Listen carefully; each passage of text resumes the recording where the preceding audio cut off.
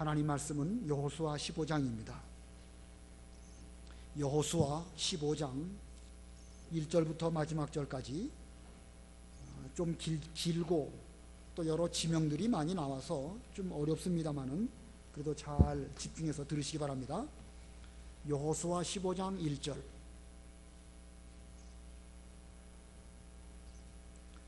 유다 자손의 지파가 그 족속별로 제비를 뽑은 땅의 최남단은 친광야가 있는 에돔 경계까지이니 그들의 남쪽 경계는 사해의 끝 곧 남쪽을 향한 하구에서 시작하여 아그라빔 비탈 남쪽에서부터 나와 친을 지나고 남쪽에서 가데스 바니아로 올라가 헤스론을 지나며 아달로 올라가서 길가로 돌아가고 또 아스몬을 지나서 이집트 강에 미치며 그 경계의 끝은 바다이다.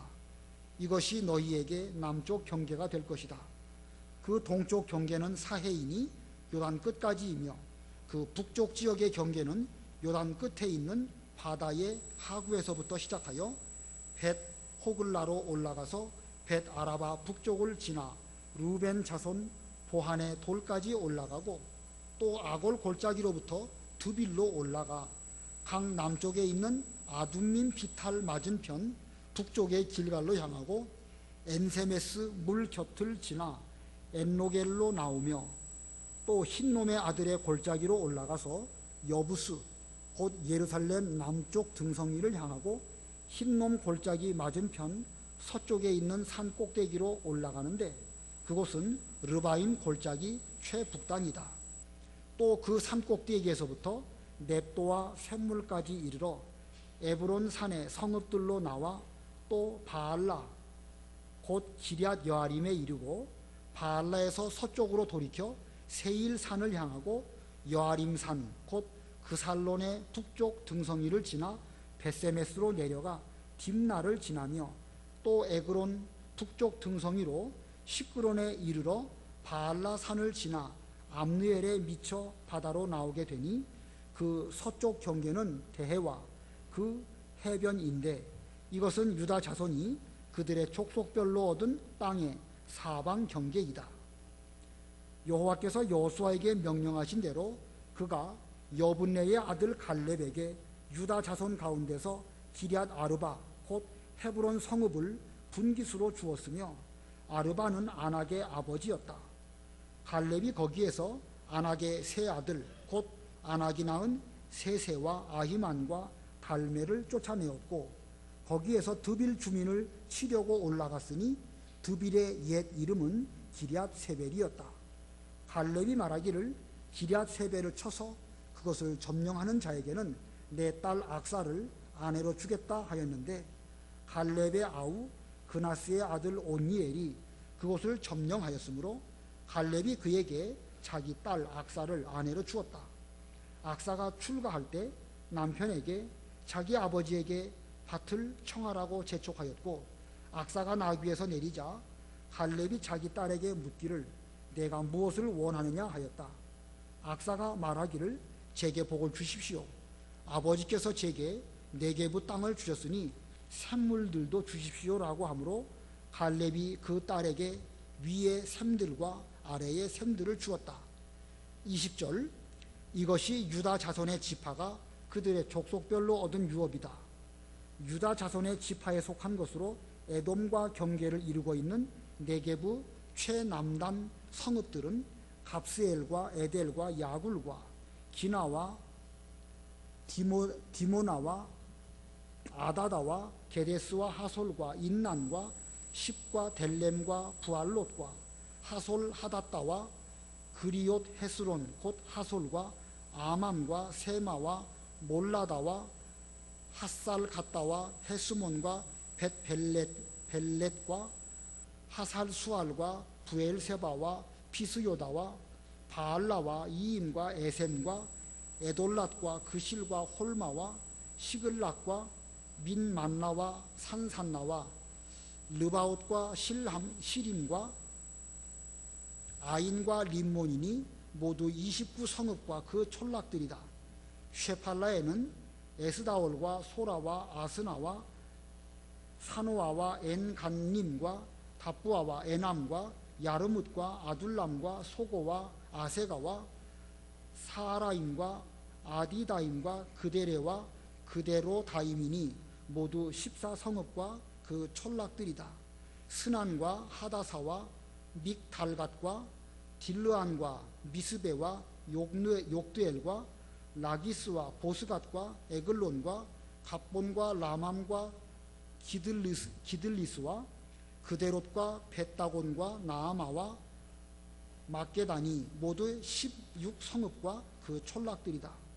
또한 림나와 에델과 아산과 입다와 아스나와 느십과 그일라와 악십과 마데라시니 마레산이 모두 9성읍과 그 촌락들이다. 에그론과 그 딸린 마을들과 촌락들과 에그론에서부터 바다까지 아스돗 곁에 있는 모든 성읍과 그 촌락들이다. 아스돗과 그 딸린 마을들과 촌락들과 가사와 그 딸린 마을들과 촌락들이니 이집트 강과 지중해 연안까지이다.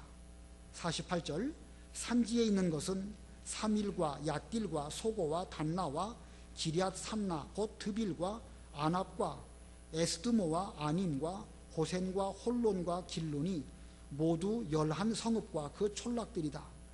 아랍과 두마와 에산과 야닌과 벳다부아와 아베가와 훔다와 기럇 아르바 곧 헤브론과 시오린이 모두 9성읍과 그 촌락들이다. 또한 마온과 갈멜과 십과 유다와 이스르엘과 욕드암과 사노아와 가인과 기부아와 딥난이 모두 10성읍과 그 촌락들이다. 할훌과 벳술과 그돌과 마아랏과 벳아논과 엘드곤이니 모두 6성읍과 그 촌락들이다. 기럇바알 곧 기럇 여아림과 라반이 모두 2성읍과 그 촌락들이다. 광야에 있는 것은 벳 아라바와 밑단과 스가가와 립산과 소금 성읍과 엔게디이니 모두 6성읍과 그 촌락들이다. 예루살렘에 살고 있는 여부스 사람을 유다 자손이 쫓아내지 못하였으므로 여부스 사람이 유다 자손과 함께 오늘날까지 예루살렘에 살고 있다. 오늘 전체의 내용은 유다 지파의 그 유업으로 제비 뽑아서 분배된 그 여러 지역들과 성읍들, 촌락들의 이름들입니다. 그래서 오늘 제목은 유다 지파의 유업, 유다 지파의 유업이라는 제목입니다. 먼저 1절 읽어보시기 바랍니다. 1절 유다 자손의 지파가 그 족속별로 제비를 뽑은 땅의 최남단은 친광야가 있는 에돔 경계까지이니. 이 여호수아 성경을 기록하면서 12지파별로 기업을 배분해 주는데 제일 먼저 기록된 지파가 유다 지파입니다. 여호수아 이 책을 기록할 그 당시에는 장자의 복이 유다에게로 임했다, 이렇게 확정적으로 드러나지 아니한 때입니다. 다만 숫자에 있어서 장자의 복은 아니라 할지라도 숫자적으로 유다가 가장 큰 그 지파가 되었기 때문에 그들에게 제일 먼저 이 제비를 뽑아서 이 유업을 얻게 된 것으로 여겨집니다. 이 유다 지파가 어떻게 해서 장자의 복을 얻게 되었을까? 창세기 49장에 보면 야곱이 자기 12아들들을 하나하나 이렇게 지파별로 복을 빌어주는데, 그때의 유다 지파에 대해서는 사자의 새끼다 이렇게 표현을 하고 있고, 왕의 홀과 또 통치자의 지팡이가 유다에게서 떠나지 아니할 것을 예언하였습니다. 짐승 중에 가장 강한 짐승이 사자지요. 또 그 12지파에서 이 유다를 가르칠 때 사자라고 말하고 있고, 예수님을 가르칠 때에도 요한계시록에 보면 사자 혹은 어린 양 이렇게 표현하는 부분들이 있습니다. 자, 이 유다 지파가 이 여러 지파 가운데 가장 왕과 같이 강한 지파요, 야곱의 축복 가운데서도 왕의 홀 또 통치자의 지팡이가 유다 지파에게서 떠나지 않는다. 이 말은 암시적으로 볼 때에 앞으로 유다 지파에서 왕이 나올 것을 예언한 그런 야곱의 축복이라고 할 수가 있습니다. 물론 야곱이 유다를 이와 같이 왕의 그 집안으로 지파로 축복한 것은 하나님의 뜻입니다. 그러나 그 야곱 때나 그 당대나 그 후대 모세 때나 여호수아 때까지 이 유다 지파가 장자의 복을 받은 것이라고 확정적으로 이렇게 드러난 것은 아직은 아닙니다. 신명기 끝에 가서 모세가 12지파에게 또한 축복을 할 때에도 장자의 복에 해당되는 그런 내용으로 유다 지파를 축복한 것은 아닙니다. 자, 그러므로 이 여호수아 시대에 유다가 장자의 복을 받은 것은 아니라 할지라도 어느 정도 그들에게는 그 단정해서 말할 수는 없지만 어느 정도는 기정사실로 받아들여지고 있는 그런 분위기였지 않았을까 생각이 듭니다. 이미 이때부터 사자와 같이 강한 지파가 되었고, 그리고 이때로부터 400년경 지나서 다윗 왕이 유다 지파를 통하여 이제 태어나게 되고, 또 그 왕 위에 올라서 그리스도가 오시는 그런 계대가 이어지게 되는 것입니다. 자, 이 유다가 장자의 복을 받게 된 그런 배경은 어디에 있을까? 야곱의 12아들 가운데 요셉이 그 애굽으로 팔려갈 때 유다가 어떻게든지 그 요셉을 살리려고 노력한 그런 내용이 창세기에 있죠. 또 나중에 이 베냐민을 데리고 가야 되는데 그 야곱이 막내 아들 베냐민을 내놓으려고 하지 않습니다. 그럴 때 유다가 자기 아버지에게 그 베냐민의 생명을 자기 목숨으로 보증하겠습니다, 이렇게 말하면서 그 베냐민을 데리고 가도록 노력을 하고, 그와 같은 결과 야곱 집 모든 식구들이 이제 그 흉년 가운데에서 먹고 살 수 있는 길이 열리게 됩니다. 다시 말하면 유다는 자기 생명을 담보로 잡히고 전 식구들의 생명을 살려내는 이런 그 구원의 길을 그가 그 당시에도 이미 걸어갔습니다. 자, 이거 보면 곧 예수님의 역할이라고 볼 수가 있죠. 예수님께서는 당신의 생명을 내어놓으시고 그로 말미암아 하나님에게 속한 영적 이스라엘 백성들의 생명을 구원해내시는 그런 역할을 하셨습니다.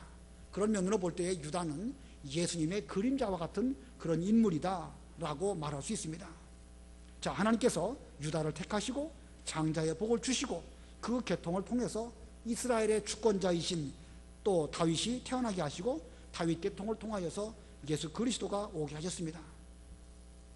이 결과를 놓고 볼 때에는 유다 지파가 장자의 복을 받았으니까 그렇게 그 제일 먼저 12지파 가운데 제일 앞에 나왔다, 이렇게 해석할 수도 있겠지만 그렇게 해석하시지 말고 유다나 그의 후손들이 어느 시대든지 하나님의 일을 위해서 최선을 다하고 자기들의 생명을 내놓고 남을 구원하려고 하는 이런 정신으로 신앙생활을 했기 때문에 하나님께서는 유다의 계통을 통해서 계속해서 복과 복을 주시다가 마침내 다윗 왕이 태어나게 되었고 그리스도가 오게 되었다. 우리 사람 입장에서는 그렇게 해석해야 올바를 것입니다. 무슨 뜻이냐면 예언적으로 볼 때에 하나님의 뜻으로 볼 때에는 이미 야곱의 12아들 가운데 유다를 통해서 앞으로 주권자인 그리스도가 오실 것을 예정하셨습니다.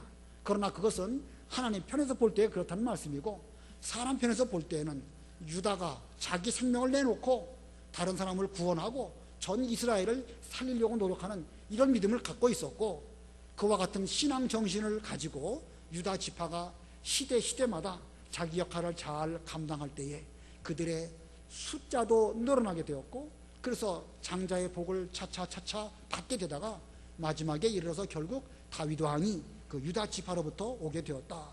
우리는 이렇게 해석을 하여야 올바른 해석입니다.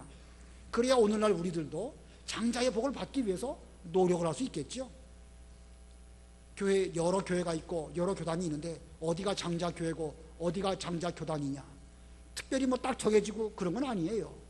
오늘날 어느 지파가 딱 정해져 있다 그런다고 하면 다른 그 교회나 다른 교단들은 가만히 있을 노력할 필요 없는 거 아니겠습니까? 오늘날 우리가 누가 장자냐, 그걸 우리가 아는 것이 중요한 것이 아니고 장자의 복을 받기 위해서 오늘날 최선을 다해서 노력하는, 그게 필요하다는 것입니다. 그러면 오늘날 장자의 복을 받는 이 교회는 어느 교회일까?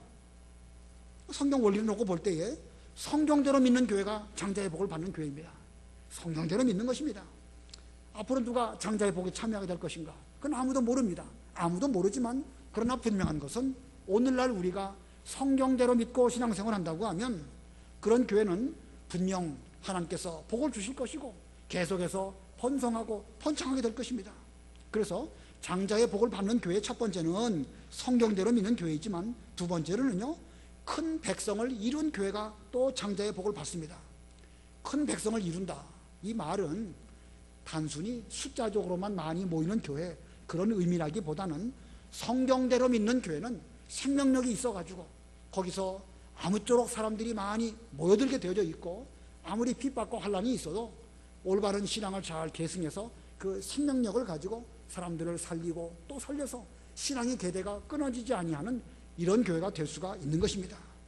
아무쪼록 우리 교회는 성경대로 믿는 교회가 되어줘야 되겠고, 생명력을 가지고 우리가 이 신앙의 계대가 끊어지지 아니하고 뿐만 아니라 좀 늘어나야 됩니다. 숫자도 좀 늘어나야 되겠고, 그래서 점점 부흥하고 발전하는 이런 교회가 되어져서 반드시 우리도 장자의 복에 참여하고 유다 지파의 복을 받는 이런 교회가 되도록 우리는 매 순간 노력을 해야 할 것입니다. 자, 오늘 본문을 네 대지로 나눈다고 하면 첫 번째 대지는 유다 지파의 경계입니다. 유다 지파의 경계. 여기 2절부터 12절까지인데 그 중에 남쪽 경계는 그 2절로 4절까지인데 사해에서부터 애굽 국경까지입니다. 여러분 머릿속으로 유다 지파, 가나안 땅 남쪽에 있는 유다 지파를 한번 머릿속으로 생각해 보세요. 그리고 남쪽 경계는요, 이 사해, 여러분 보시기에는 이쪽일까요? 이 사해에서부터 이 애굽 접경지대를 쭉 지나가서 이쪽 지중해까지, 거기가 남쪽 경계겠죠? 그것을 2절로 4절까지 말씀하고 있고, 동쪽 경계는 바로 사해입니다. 거기는 5절 상반절이고 5절에 보면 그 동쪽 경계는 사해이니 요단 끝까지이며, 그리고 북쪽 지역의 경계를 또 말하고 있습니다. 북쪽 지역의 경계는 요단 끝에 있는 바다의 하구에서부터 시작하여 5절부터 11절까지 그 유다 지파의 북쪽 경계, 그러니까 다른 지파와의 그 접경, 그 경계 구역들을 5절부터 11절까지 쭉 말씀하고, 그리고 서쪽으로 가면 이제 그 지중해 쪽 대해 거기 부분을 말하고 있습니다. 근데 그 여러 표현 가운데 6절에 보면은요, 벳 호글라까지 올라가서 벳 아라바 북쪽을 지나 루벤 자손의 보한의 돌까지 올라가고, 여기 보한의 돌, 이 유다 지파와 이 베냐민 지파의 경계에 이 보한의 돌이 있는 모양입니다. 근데 그 보한이라는 사람이 누구냐면 루벤의 아들이에요. 루벤의 아들 보한. 아마 그 유업을 나누기 이전에 루벤 지파가 그 지역을 좀 어떻게 거기 머물면서 루벤의 아들인 보한이라고 하는 사람의 이름을 갖고 있는 그런 어떤 돌, 기념비 이런 것들을 세웠기 때문에 그 돌 이름을 보한의 돌이라고 이름이 붙여진 것 같습니다. 자, 아무튼 여기 2절부터 12절까지는 유다 지파의 경계인데, 하나님께서는 이 지파 간의 경계를 왜 정하셨을까? 이 지파 간의 경계를 정하신 목적이 어디에 있을까? 두 가지를 좀 생각을 해보면은요, 허락하신 유업을 온전히 차지하도록 하시려고 하나님께서는 경계를 정하여 주신 것입니다. 허락하신 유업을 온전히 차지하게 하시려고. 내 땅, 내 기업, 내 땅과 내 기업에 다른 사람이 들어와 가지고 거기서 활개를 친다고 하면 그 가만히 있을 사람이 어디 있습니까? 더군다나 하나님께서 우리에게 그 구역을 확정해 주셔가지고 허락하신 기업이라고 한다면 그것은 결코 남에게 빼앗겨서는 안 될 것입니다. 자기 영토에 남이 들어와서 다닌다고 하면, 그걸 그대로 보고만 있는다고 하면 그 뭐 식민지 당한다든지 아니면 바보가 아니면 어디 그런 사람이 있겠습니까? 그러므로 하나님께서 우리에게 허락하신 신앙적인 영토, 이것을 온전히 지키고 차지하는 우리가 되어야 되겠습니다. 여러분 모두의 허락하신 그 신앙적인 영토는요, 넓게 보면 교단이고, 또 우리 교회를 본다고 하면 우리 명륜교회입니다. 우리 명륜교회에 이단이 들어오거나 혹은 다른 데서 무슨 영향을 미친다든가 그렇게 해서 그냥 그 우리의 주권이 없이 다른 데 영향을 받는다고 하면 그 자기 영토를 제대로 못 지키는 것입니다. 목사나 또 우리 여러분들도 다 같이 우리 교회를 잘 파수하는 이런 우리가 되어야 되겠고, 또 우리 교회 내에는 여러 부서들이 있죠. 또 부서를 맡고 있는 우리 부교역자들도 있고 다 계신데, 자기에게 맡겨진 그 구역 내에 있는 그 심령 한 사람 한 사람 다 찾아가지고 그들을 다 구원해내도록 노력을 해야 됩니다. 예를 들면 우리 교회의 주일학교 학생들 숫자가 대략 한 50명, 60명 이런 정도 모이는데 이거 뭐 이 어른들 숫자에 비하면 형편없죠. 이것밖에 없을까? 생각해 보면 이것밖에 없진 않을 것입니다. 우리에게 정해주신 이 구역이 있는데 그 구역 안에 있는 그 연령층에 해당하는 모든 심령들 한 사람 한 사람을 다 구원해내고 반드시 불러내서 신앙적으로 잘 양육하려고 노력하는 이런 부서가 되어져야 그 온전하게 자기 유업을 다 차지하게 되는 것입니다. 우리 구역장님들도 마찬가지예요. 이 교회에 새로운 분들이 누가 있을까 잘 살펴보고 또 전도도 부지런히 하고 그렇게 해가지고 구역 식구가 늘어나야 됩니다. 이제 6월달 지나가고 오늘이 7월 1일인데 이제 전반기 통계를 좀 내보려고 합니다. 통계를 보았을 때에 좀 늘어나고 전도해 온 사람이 있고 그렇게 되어져야 하나님께서 우리에게 정해주신 그 경계 안에 있는 모든 유업을 온전히 차지하는 것입니다. 그냥 오면 오고 가면 가고 또 우리 교회 어느 집안에 속한 자녀들이 중고등학생이고 청년부인데 오면 오고 말면 말고 우리가 그런 식으로 한다고 하면 하나님께서 우리에게 주신 바 이 영토를 온전히 차지하지 못하는 것입니다. 아무쪼록 우리는 부서별로, 구역별로, 교회별로, 또 가정별로 우리에게 허락하신 모든 그 유업을 온전히 다 차지하는 이런 우리가 되어야 될 것입니다.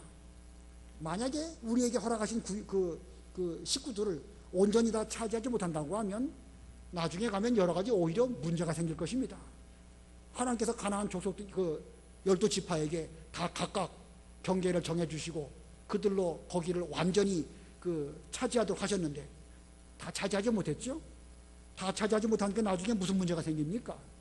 옆구리에 가시같이 여간 불편하게 만든 거 아니겠습니까?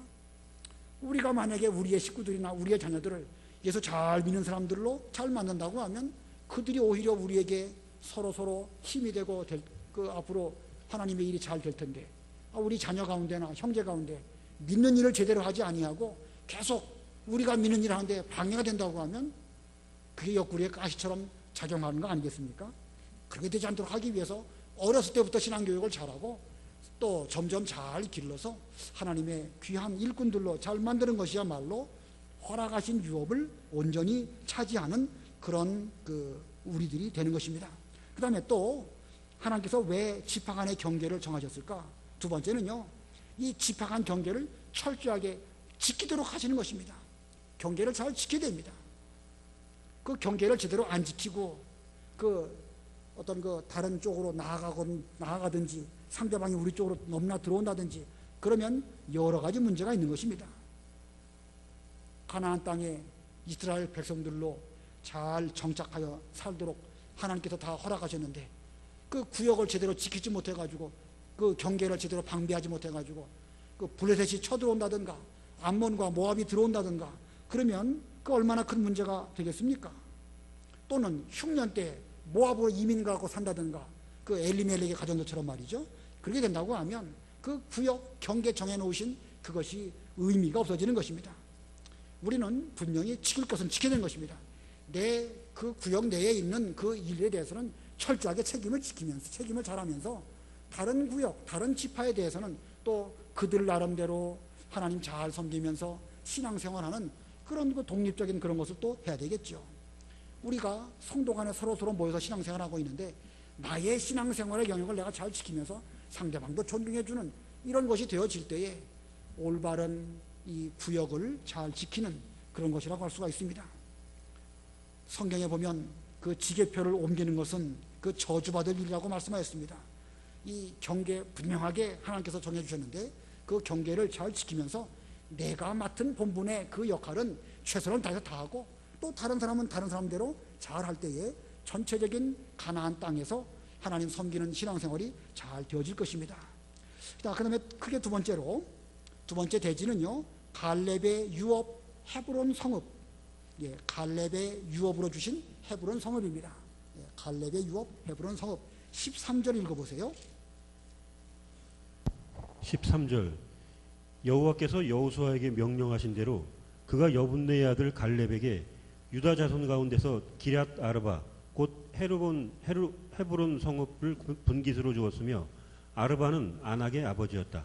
우리가 지난 주일날 배운 것처럼 이 갈렙이 오래전 이 모세가 한 약속의 근거에서 자기가 발로 밟는 땅을 자기에게 달라고 여호수아에게 요청을 합니다. 그래서 여호수아가 그에게 헤브론 땅을 유업으로 줍니다. 자, 그러면 그 헤브론은 어떤 곳인가? 지금 읽으신 것처럼 기럇 아르바입니다. 기럇 아르바라고 하는 사람은 아낙 자손 중에서 가장 큰 자들이다. 아낙의 아버지의 이름이 아르바인데, 아낙의 아버지의 이름이 아르바인데, 아낙이라는 사람들은 그 종족들이 아주 기골이 장대한 그런 종족이죠. 그런 종족 가운데서도 특별히 키가 큰 그런 종족들이 이 헤브론에 살고 있었습니다. 그리고 그 땅의 옛 이름이 기럇 아르바였습니다. 자, 전에 이 헤브론 산지 아낙 사람들이 있었고 그 땅을 이미 앞부분에서 다 없애버린 적이 있습니다. 여호수아 11장 21절 22절 읽어보세요. 여호수아 11장 21, 22. 21절. 그때 여호수아가 가서 산지와 헤르본과 드빌과 안압과 유다의 온 산지와 이스라엘의 온 산지에서 아낙 사람을 다 없애고 그들을 그들의 성읍들과 함께 진멸하였으므로 이스라엘 자손의 땅에는 아낙 사람이 하나도 남지 않았고 가사와 가드와 아스도드만 남아 있었다. 예, 이미 11장에서 여호수아 때에 그 헤브론 지역에 있는 아낙 사람들을 다 쫓아내가지고 하나도 남아있지 않았다, 이렇게 성경에 말씀하고 있습니다. 근데 오늘 15장에 와서는 다시 또 그들이 살고 있다고 말하고 있습니다. 15장 14절 15절 읽어보세요. 14절. 갈렙이 거기에서 아낙의 세 아들 곧 아낙이 낳은 세세와 아히만과 달메를 쫓아내었고 거기에서 드빌 주민을 치려고 올라갔으니 드빌의 옛 이름은 기럇 세벨이었다. 예, 여호수아 11장에서 이미 그 아낙 사람들을 다 없애버렸는데 여기 15장에 와서는 다시 이 갈렙이 그 헤브론에 올라가서 거기 있는 아낙의 세 아들 세세, 아히만, 달메 이들을 쫓아내었다, 이렇게 말하고 있습니다. 자, 이거 보면 어떻게 해석할 수 있을까? 초기 여호수아 때에 이미 그 지역을 점령하고 그들을 다 쫓아냈지만 얼마 지나서 그들은 다시 자기네 영토를 빼앗기지 않으려고 나름대로 힘을 써서 노력했기 때문에 얼마 동안 또 빼앗기고 말았던 것입니다. 그러다가 85세가 된 노인 갈렙이 나가서 이제 그 땅을 자기에게 주신다고 하면 제가 나가서 싸워서 그 땅을 차지하겠습니다, 이렇게 말함으로 다시 재차 그 헤브론 땅을 차지하게 된 것입니다. 자, 그래서 하나님의 백성과 가나안 족속 끊임없는 다툼이 이 가나안 땅에서 있었음을 보여주고 있습니다. 이미 여호수아 때부터 이미 차지했던 그 헤브론 땅을 얼마 지나서 아낙 사람들이 다시 또 차지하게 되었고 갈렙이 또 그 땅을 또 다시 차지하게 되었고, 이런 전쟁이 가나안 땅에서는 계속해서 뺏기고 빼앗기는 공방전이 있었던 것을 보여주고 있습니다. 그러므로 우리도 이런 면을 볼 때에 기업을 차지했다고 해서 방심하면 안 됩니다. 싸워서 차지한 이후에는 수비를 잘해서 도로 빼앗기지 않도록 노력을 하는 것이 올바른 태도입니다. 처음에는 수고 많이 해서 전쟁에서 그 땅을 차지했는데 얼마 있다가 힘쓰지 않고 빼앗겨 버렸다, 그건 물거품이 되는 것이죠. 반대로 처음에는 힘이 없어가지고 잘 못하다가 나중에 가가지고 힘써가지고 그 땅을 차지했다, 처음부터 차지하면 더 좋겠지만 아마 그렇게 해서라도 나중에 차지하면 그 기쁨은 참 클 것입니다. 운동 경기에도 보면 나중에 역전해서 이기면 더 기분이 짜릿하지요. 아무튼 우리 이 영적 전쟁에서 지금까지 혹시 잘 못해가지고 우리가 차지해야 될 기업을 미처 차지하지 못했다 할지라도 앞으로 방심하지 말고 또 힘써서 노력을 함으로 말미암아 그 차지해야 될 부분들을 차지할 수 있는 이런 우리가 되어줘야 이 영적 전쟁을 잘하고 하나님께서 우리에게 허락하신 그 영토를 잘 차지하게 되는 것입니다. 자, 그 뒤에 16절 17절 읽어보세요. 16절. 갈렙이 말하기를 기라세벨을 쳐서 그것을 점령하는 자에게는 내 딸 악사를 아내로 주겠다 하였는데 갈렙의 아우 그나스의 아들 온니엘이 그것을 점령하였으므로 갈렙이 그에게 자기 딸 악사를 아내로 주었다. 예, 갈렙이 헤브론 땅을 차지했지만 또 아직 미처 차지하지 못한 그런 곳이 있어가지고 그가 이제 말을 합니다. 누구든지 기럇 세벨을 쳐서 그것을 점령하는 자에게는 내 딸 악사를 아내로 주겠다.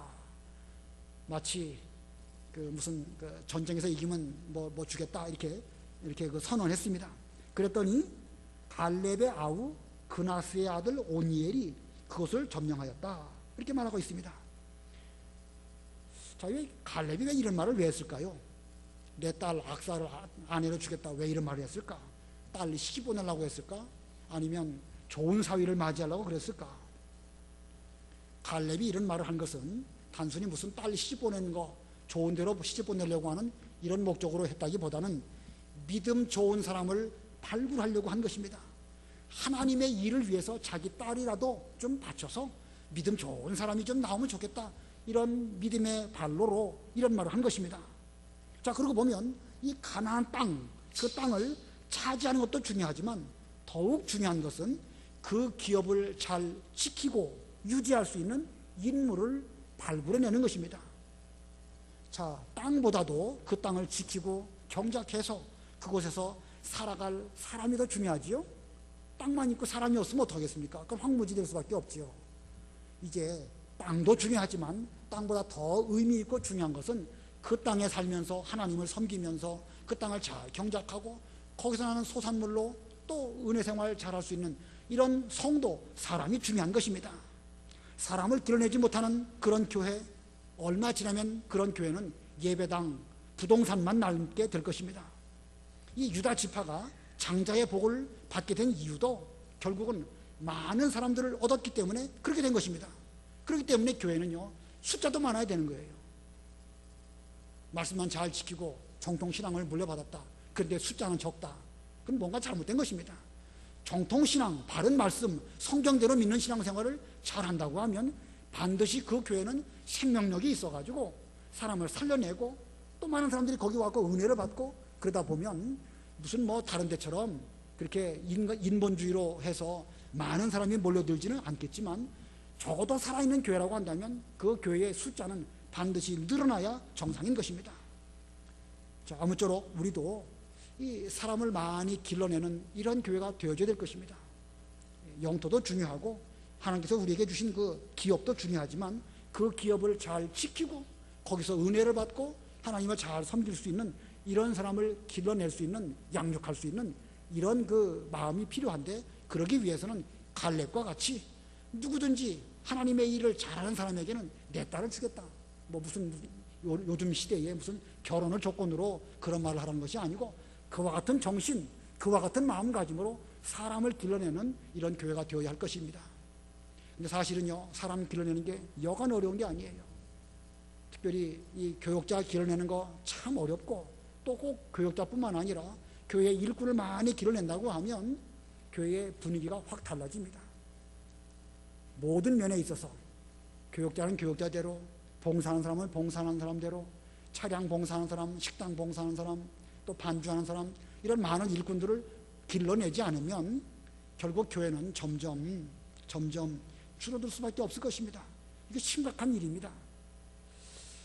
자, 여기 갈렙의 아우 그나스의 아들 오니엘, 갈렙의 아우 그나스의 아들 오니엘, 우리 바른 성경에는 그렇게 되어 있고 개역 성경에는 갈렙의 아우요 그나스의 아들인 오니엘, 좀 표현이 조금 다르게 되어 있습니다. 근데 정확하게는 이 바른 성경 표현이 맞습니다. 이 오니엘은 갈렙의 조카예요. 갈렙의 동생인 그나스의 아들 오니엘입니다. 자, 나중에 이 오니엘은 이스라엘 전체를 잘 다스리는 첫 번째 사사가 됩니다. 사사기 3장 읽어보겠습니다. 사사기 3장 9절로 11절. 사사기 3장 9절. 이스라엘 자손이 여호와께 부르짖음으로 여호와께서 이스라엘 자손을 위하여 한 구원자를 세우시고 그들을 구원하게 하셨으니 그는 갈렙의 아우 그나스의 아들 온니엘이었다. 여호와의 영이 그에게 임하시니 그가 이스라엘의 사사가 되어 싸우러 나갈 때 여호와께서 메소포타미아 왕 구산 리사다임을 그의 손에 넘겨주심으로 그의 손이 구산 리사다임을 이겼고 그나스의 아들 온니엘이 죽을 때까지 그 땅이 40년 동안 평온하였다. 예, 참 중요한 말씀이죠. 갈렙이 생존했을 때에 온니엘이라고 하는 인물을 잘 발굴했기 때문에 그 다음 대에 가서 어려운 가운데 있었지만 온니엘이 이스라엘을 구원하였고 그가 이스라엘을 잘 통치할 때에는 40년 동안 평온하였다. 이렇게 말하고 있습니다. 사람을 발굴한 것이 이만큼 중요한 것입니다. 우리는 반드시 우리 시대에만 잘 믿고 천당 갈 것이 아니라 반드시 다음 세대에게 대하여 올바른 신앙을 물려주고 인물을 잘 발굴하고 그로 말미암아 하나님의 일이 잘 되게 하는 이런 사명이 우리에게 있습니다. 마치 그 체인이 연결되어지죠. 체인이 이렇게 연결되어질 때에 다음 고리로 연결되어지는 것처럼 우리는 반드시 다음 때에 중요한 인물을 잘 양육하고 그로 하여금 하나님의 일을 할 수 있도록 그렇게 신앙 계대를 물려주는 이 일, 이것은 역사적인 우리들이 해야 할 사명입니다.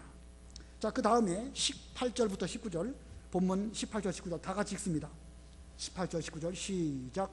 악사가 출가할 때 남편에게 자기 아버지에게 밭을 청하라고 재촉하였고, 악사가 나귀에서 내리자 갈렙이 자기 딸에게 묻기를 내가 무엇을 원하느냐 하였다. 악사가 말하기를 제게 복을 주십시오.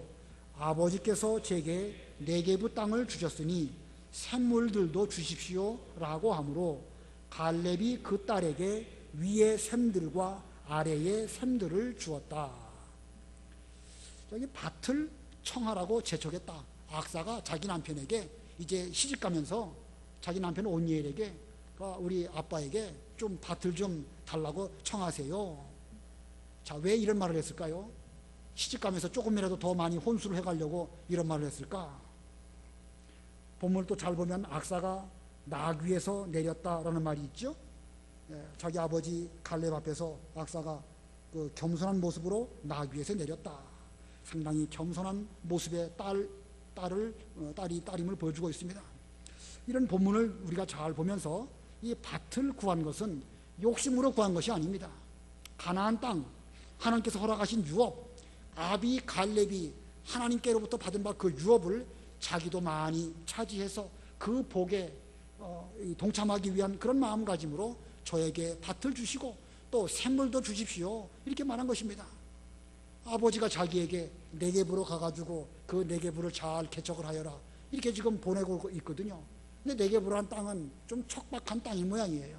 거기는 샘도 좀 부족하고 그러니까 그 아버지에게 샘도 좀 주시면 제가 가가지고 그거 이용해서 그 땅을 잘 개척해서 쓸만한 땅으로 만들겠습니다. 이런 마음가짐으로 그 땅을 좀 주십시오 라고 말한 것입니다. 야곱이 장자의 복을 사모했죠. 그래가지고 팥죽 한 그릇으로 아비와 형을 속이고 그 장자의 복을 받았습니다. 그 자체로 볼 때야 뭐 잘한 것은 아니지만 그는 참으로 하나님의 복에 좀 참여하려고 하는 간절한 마음이 있었기 때문에 그와 같은 행동을 한 것입니다. 어느 면에서 보면 악사의 정신이나 야곱의 정신이나 같은 정신입니다. 제게 복을 주십시오. 네게부 땅을 주셨으니까 그 땅에 필요한 개척에 필요한 샘도 주신다고 하면 제가 가서 잘 개척해서 그 땅을 쓸만한 땅으로 만들겠습니다. 자, 그렇게 해서 이제 갈렙이 악사에게 윗샘들도 주고 아래 샘들도 주었습니다. 척박한 땅이라 할지라도 힘껏 개척하면 좋은 땅이 될 수 있는 이런 마음가짐으로 악사가 시집을 간 것입니다. 이제 뒤에 가보면 다른 지파는요, 이거 뭐 산지에 있는 그 가나안 땅 사람들은 그 철병거가 있어가지고 우리 힘으로는 안 됩니다. 할 생각도 안 하고 나자빠져가지고 못합니다. 안 됩니다. 저들은 철병거가 있고 우리에게는 쓸만한 무기도 하나 없습니다. 이렇게 하는 사람들이 나옵니다. 개척 정신이 없는 거예요. 반대로 갈렙의 딸인 악사는요, 비록 거기가 척박한 땅이라 할지라도 허락만 하신다고 하면, 여건만 된다고 하면 제가 가가지고 남편과 함께 개척해서 좋은 땅으로 만들겠습니다. 이런 정신을 갖고 있었던 것입니다.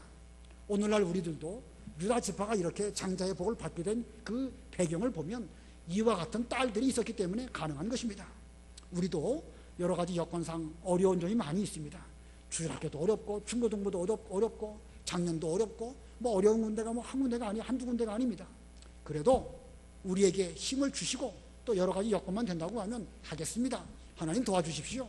이런 마음가짐으로 하나님의 일을 잘 나서는 악사와 같은 이런 우리들이 되어야 됩니다.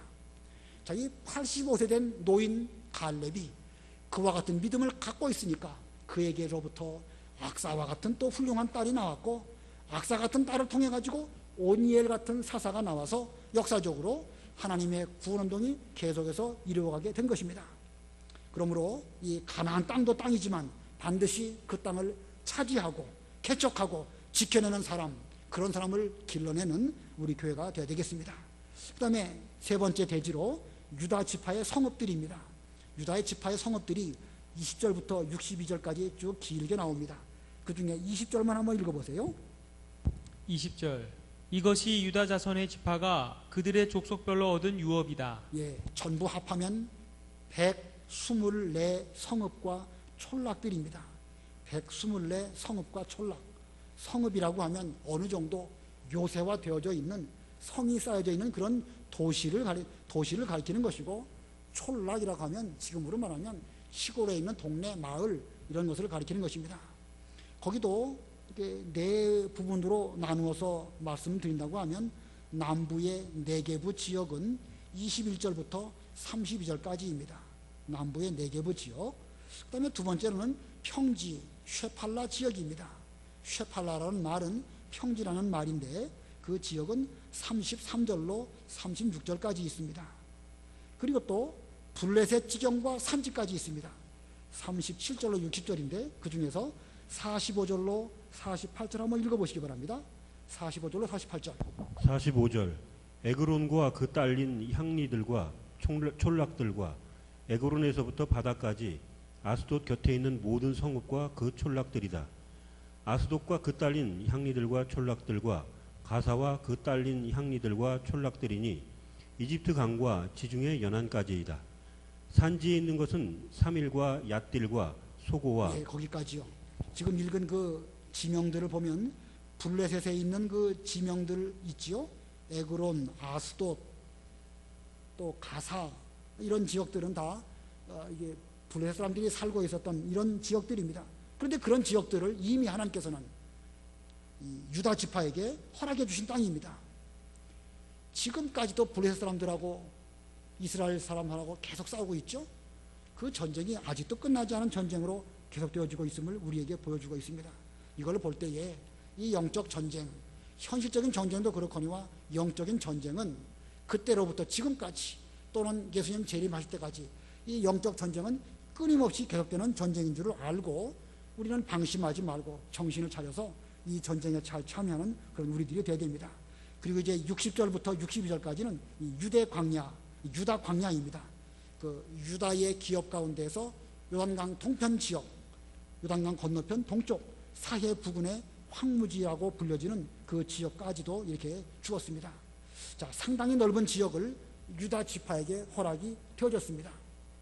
유다 지파가 이 모든 지역을 다 자기네 지파만 그 가운데 살았을까?